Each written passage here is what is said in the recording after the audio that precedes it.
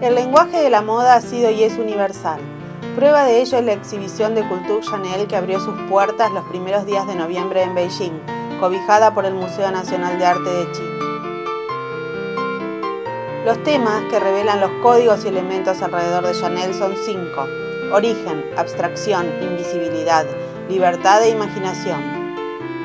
Haremos una visita guiada de la mano de Jean-Louis Froment, curador de la exhibición. C'est Aubazine, les années d'orphelinat de Gabrielle Chanel, qui décide de son style.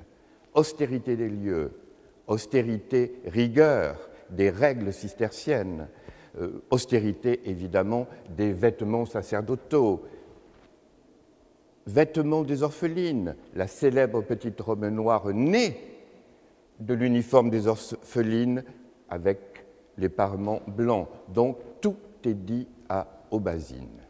On peut imaginer que cette tête de religieuse bernardine, dont patronne des cisterciennes, etc., du musée de Brive, a été sous le regard de Gabrielle Chanel et que cette coiffe extrêmement dessinée, reprise des années plus tard par Karl Lagerfeld, décide de ce qu'on pourrait appeler ce passage du temps Chanel, c'est-à-dire comment une image venant de loin se traduit aujourd'hui en une forme contemporaine.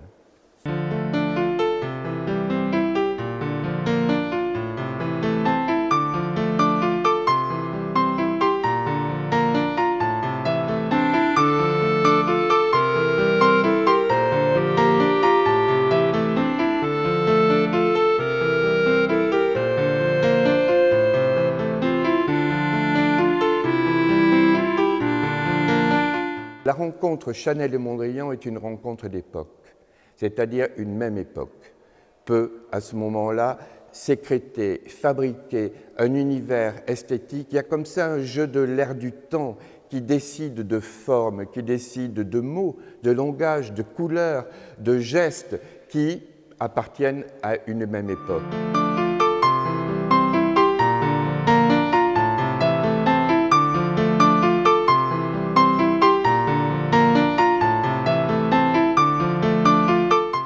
Que ce soit les poignets mousquetaires, que ce soit les ceintures de chêne, que ce soit le camélia, cet emblème extraordinaire, cette fleur sans parfum que les hommes, dont Marcel Proust, portaient à leur boutonnière, dont elle a su capter un peu, et même beaucoup, de cet univers, de ces signes, pour en faire son style.